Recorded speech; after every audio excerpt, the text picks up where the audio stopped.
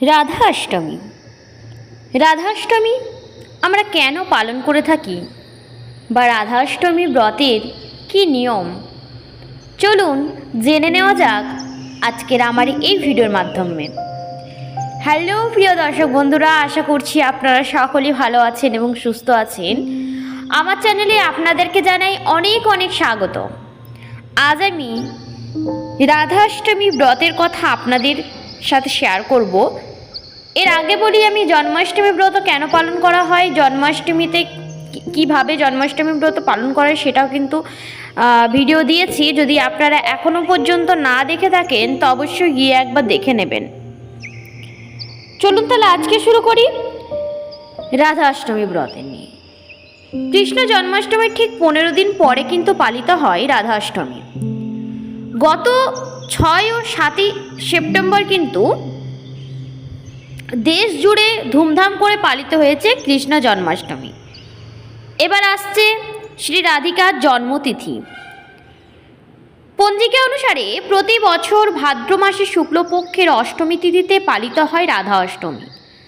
কৃষ্ণ জন্মাষ্টমীর পর রাধাষ্টমীও গোটা দেশ জুড়ে ধুমধাম করে পালিত হবে। বিশেষ করে বালসানা, মথুরা, বৃন্দাবনে রাধাষ্টমী নিয়ে উন্মাদনা চোখে পড়ার মতো। রাধাষ্টমী যারা পালন করেন তারা সারাদিন উপবাস রেখে রাধাকৃষ্ণের পুজো করেন। ক্যালেন্ডার অনুসারে কৃষ্ণ জন্মাষ্টমীর ঠিক 15 দিন পরে ভাদ্র মাসের শুক্লপক্ষের অষ্টমী তিথিতে পালিত হয় রাধাষ্টমী।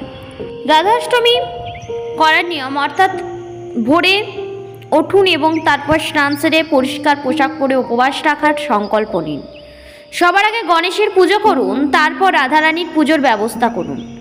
একটা তামা বা মাটির কলস স্থাপন করুন। এর ওপরে রাধারানীর ছবি বা মূর্তি বসিয়ে তাকে পঞ্চামৃত দিয়ে স্নান করান। এরপর প্রসাধন করিয়ে ফুল বা প্রসাধন সামগ্রী, ফল, মিষ্টি দিয়ে পুজো করুন। শ্রী রাধিকার মন্ত্র জপ করুন, শেষে আরতি করুন ও পরিবারের সদস্যদের মধ্যে প্রসাদ বিতরণ করে দিন। রাধারানী ছিলেন শ্রীকৃষ্ণের প্রাণাধিক প্রিয়। রাধাই ছিলেন তার শক্তির সমস্ত উৎস। রাধা ছাড়া কৃষ্ণ অসম্পূর্ণ এবং কৃষ্ণ ছাড়া রাধা অসম্পূর্ণ।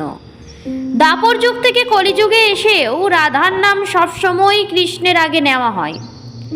এর থেকেই শ্রীকৃষ্ণের জীবনে রাধার গুরুত্ব অনুধারণ করা যায়।